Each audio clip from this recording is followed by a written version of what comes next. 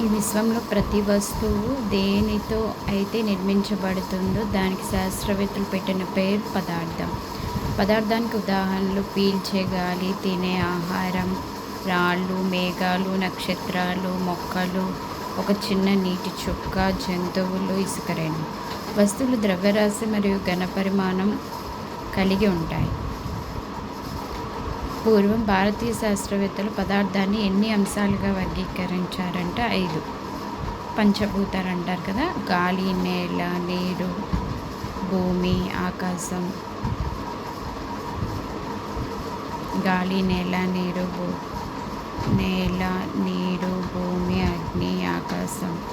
భారతీయ శాస్త్రవేత్తల ప్రకారం సజీవమైన లేదా నిర్జీవమైన ప్రతిదీ ఈ 5 ప్రాథమిక అంశాలతో రూపొందించబడి ఉంటుంది.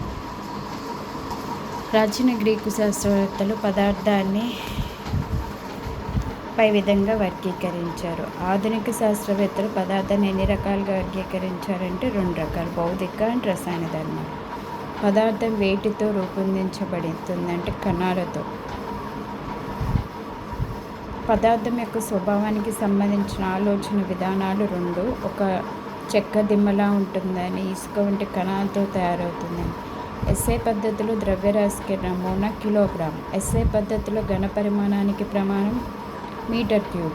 ఘనపరిమాణాన్ని కొలిచే సాధారణ ప్రమాణం లీటర్. 1 litre = 1 decimetre cube. అలాగే 1 litre = 1000 millilitres. 1 litre = 1 centimetre cube.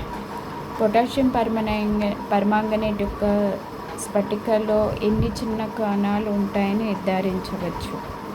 మిలియన్ల కొద్దీ. పదార్థం యొక్క కణాలు చాలా చిన్నవి. ఇవి మన ఊహకు అందనంత చిన్నవి. పదార్థం యొక్క కణాలు మరొక పదార్థాల కణాల మధ్య ఖాళీలోనికి ప్రవేశిస్తాయి. ఇది పదార్థం యొక్క కణాల మధ్య తగినంత ఖాళీలు ఉన్నాయని సూచిస్తుంది. పదార్థం యొక్క కణాలు నిరంతరం కదులుతూ గతిశక్తిని కలిగి ఉంటాయి.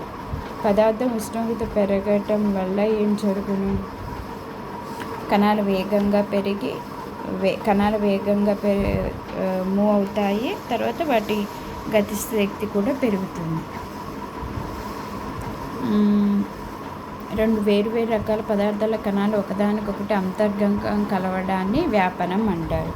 వేడి చేసినప్పుడు వ్యాపన వేగం ఏ విధంగా మారుతుంది? పెరుగుతుంది. పదార్థంలోని కణాల మధ్య ఏ బలం ఉంటుంది? ఆకర్షణ బలం. ఒక పదార్థానికి వేరొక పదార్థానికి ఈ ఆకర్షణ బలం యొక్క పరిమాణం ఏ విధంగా ఉంటుంది? మారుతూ ఉంటుంది. పదార్థం యొక్క స్థితులు ఎన్ని? 3: ఘన, ద్రవ, వాయు. పదార్థంలో ఏ వైవిధ్యం వల్ల ఈ స్థితులు ఏర్పడతాయి అంటే కణాల్లోని ధర్మాల్లోని వైవిధ్యం వల్ల. ఘన పదార్థ స్థితి ఏ విధంగా ఉంటుంది? ఒక నిర్దిష్ట ఆకారంలో ఉంటుంది. విభిన్న హద్దులు ఉంటాయి. స్థిరమైన ఘన పరిమాణం. ఘన పదార్థాల యొక్క సంపీడ్యత ఏ విధంగా ఉంటుంది? అతి తక్కువగా ఉంటుంది.